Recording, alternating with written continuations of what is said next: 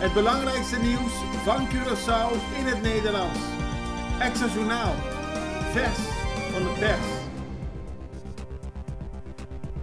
Welkom bij Extra Journaal. Fijn dat u weer kijkt. We hebben het belangrijkste nieuws voor u op een rij gezet.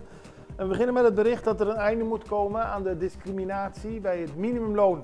Dat is gisteren door de Centrale Commissie van het parlement besloten. Tenminste, er is een akkoord om dat te wijzigen.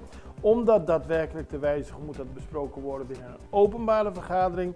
Maar duidelijk is in ieder geval dat alle partijen het erover eens zijn dat de discriminatie bij de betaling van het minimumloon moet worden opgeheven. Jongeren van 18, 19, 20 jaar krijgen maar een deel van het minimumloon dat mensen van 21 jaar en ouder krijgen. Maar een 18-jarige mag wel stemmen, heeft wel verantwoordelijkheden en kan ook het werk op eenzelfde manier doen.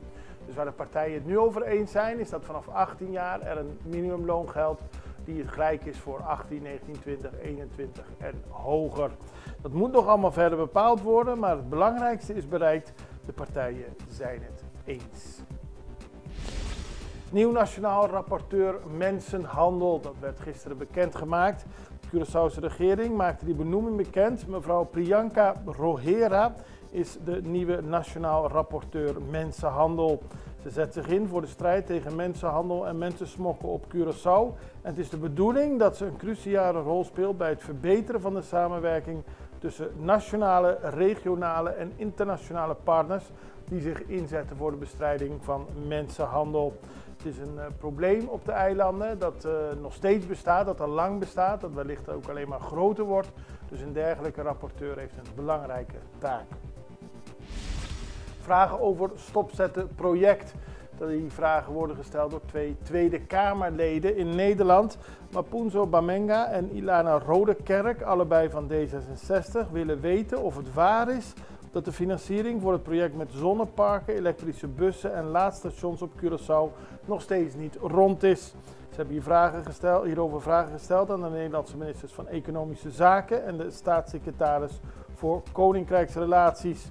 Zoals bekend is dat elektronische busproject een initiatief van de overheden van Curaçao in Nederland samen met de raffinaderij van Curaçao, TNO en ABC Busbedrijf.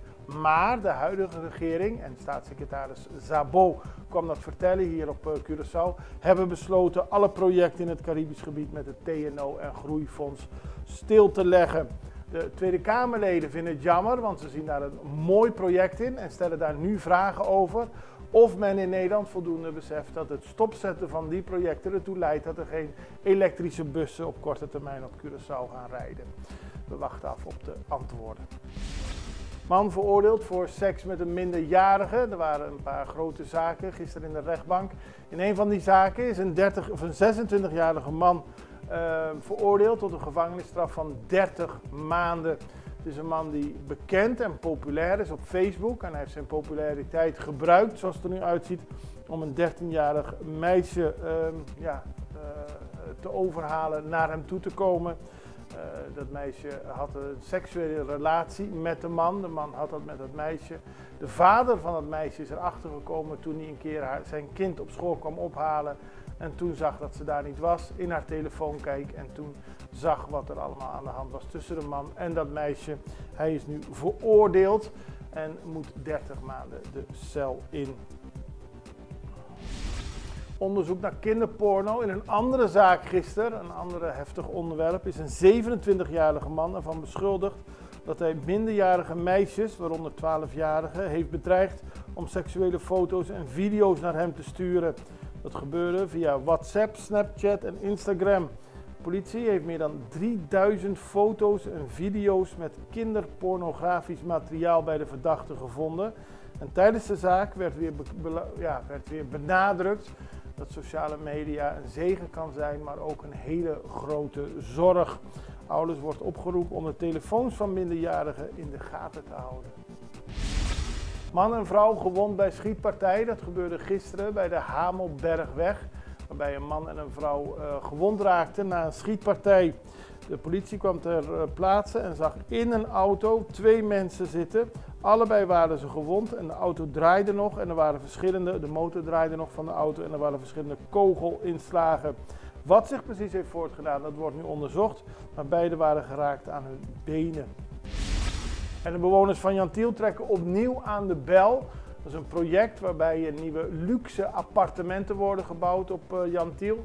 Eerder werd de bouw al even stilgelegd, maar nu is die weer verder gegaan. En volgens bezorgde bewoners is dit een reden waardoor er sprake is van vernieling van de natuur, overlast. En ook de bouw zou niet passen binnen de woonwijk. Het gaat om de Kiwa Luxury Sky condo's die wel een vergunning hebben voor de bouw. Dus het is de vraag wat zich nu gaat gebeuren met de klachten van de bewoners. We houden het voor u in de gaten en gaan nu even over naar de break. Extra in Nederland. Van Amsterdam tot Arnhem, van Groningen tot Maastricht, Extra is erbij. Volg Extra Digitaal en blijf op de hoogte van de belangrijkste ontwikkelingen in Nederland. Extra Digitaal is te zien op verschillende platforms en kanalen zoals WhatsApp, YouTube, Facebook, Instagram en ook TikTok. Wilt u ons op de hoogte brengen van een evenement of iets doorgeven? Neem contact op via WhatsApp, e-mail, Facebook of bel gewoon 06 1364 2945. Volg of abonneer je op Extra Digitaal. Klik aan en volg ons.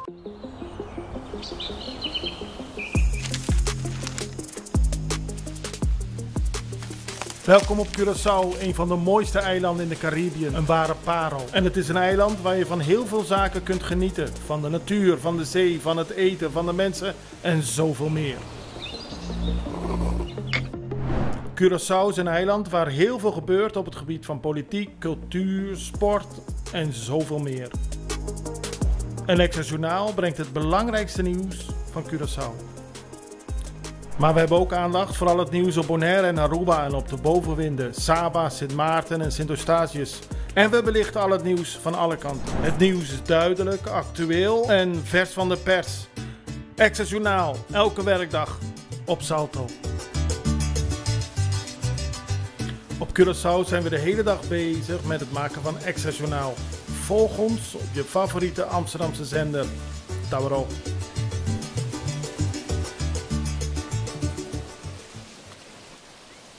We beginnen op Aruba, want daar hadden we gisteren een bericht over. Dat de chauffeur van de Arubaanse minister-president, mevrouw Evelien Wever-Kroes, is aangehouden. Hij wordt verdacht van een langdurige misbruik van een minderjarige. Een zaak die tot heel veel commotie heeft geleid op Aruba, omdat de zaak al heel lang gaande lijkt te zijn. Bij de arrestatie van de man werden ook 6 wapens in huis gevonden. Hij is lid van een schietvereniging. Maar voor de minister-president was het reden om een boodschap op sociale media te plaatsen. Dat zij zeer geschokt is dat de man met wie zij de afgelopen 7 jaar zich liet rondleiden hiervoor gearresteerd is. Hij is natuurlijk nog niet veroordeeld. En ze hoopt dat recht het beloop zal hebben. Dus dat er gewoon verder kan worden gekeken wat die man gedaan heeft en waar nodig hij ook gestraft wordt. Ze vinden het een ernstige zaak en ze vinden het ook goed natuurlijk dat dit wordt onderzocht. Ze benadrukte altijd goed met de chauffeur te hebben samengewerkt, maar ze zegt ook heel erg geschokt te zijn door alle verhalen. Staten tekenen bezwaar aan. En daarbij gaat het over de volksvertegenwoordiging van Curaçao, die een brief heeft gestuurd aan de Nederlandse ministers van Financiën en Infrastructuur. Ze maken bezwaar tegen het verhogen van de luchtvaartbelasting door Nederland. Dat is nog een plan, maar dat kan ertoe leiden dat vluchten naar de Caribische delen van het Koninkrijk tot €100 duurder worden. In de brief stellen de statenleden dat de verhoging van de luchtvaartbelasting ernstige gevolgen kan hebben voor onze economie, sociale samenhang en de fundamentele verbondenheid binnen het Koninkrijk der Nederlanden. En dan gaan we nog tenslotte naar Bonaire, want een actiegroep vraagt steun in verzet tegen herkolonisatie. Een delegatie van Bonaire, gelieerd aan de Bonaire Human Rights Organization, heeft tijdens de 48e CARICOM-top in Barbados recentelijk een oproep gedaan voor solidariteit tegen wat zij als herkolonisatie van Bonaire noemen. Volgens hem moet CARICOM helpen om hiertegen in opstand te komen. De organisatie kijkt uit naar de steun van de CARICOM-leiders, waaronder premier Mia Mottley. Haar wordt gevraagd om internationale bescherming voor het eiland te waarborgen. En Mia Mottley is de premier van Barbados, waar ook de CARICOM-bijeenkomst was. Voor internationaal nieuws besteden we aandacht aan uitlatingen van president Nicolás Maduro van Venezuela. Hij heeft gezegd en Guyana gedreigd dat hij maatregelen zal nemen tegen illegale activiteiten in een betwist gebied. Volgens Maduro worden er illegale activiteiten oogluikend toegestaan door Guyana in de Essequibo-regio. En die illegale activiteiten worden gedaan door het Amerikaanse oliebedrijf ExxonMobil. Dit gebied is rijk aan olie en natuurlijke hulpbronnen en wordt al lange tijd betwist door beide landen. Maduro reageerde op de beschuldiging van de Guyanese president Irfan Ali. Die zei dat een schip van de Venezolaanse marine de wateren van Guyana was binnengegaan. Maar volgens Venezuela verdedigen ze zich met de grensafbakening. En de spanning bestaat al heel lang en nu is het helemaal extra pikant geworden na de vondst van olie. En volgens Maduro zal het land niet terugtrekken, maar blijven strijden voor een eerlijke situatie rond de Essequibo-gebied. En daarmee zijn we aan het einde gekomen van deze aflevering van Extra Journaal. We zijn er morgen weer en ik hoop u ook. Allerbeste, tot ziens, dag.